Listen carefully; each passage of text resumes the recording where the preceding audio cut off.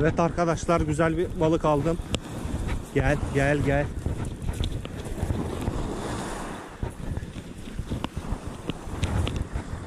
Güzel boy arkadaşlar, gerçekten güzel boy. İyi basıyor. Gel. Gel paşam gel. Gel gel gel. Gel aslanım benim. Aslanım benim. Alınacak boyusun sen. Babasın sen. Şöyle.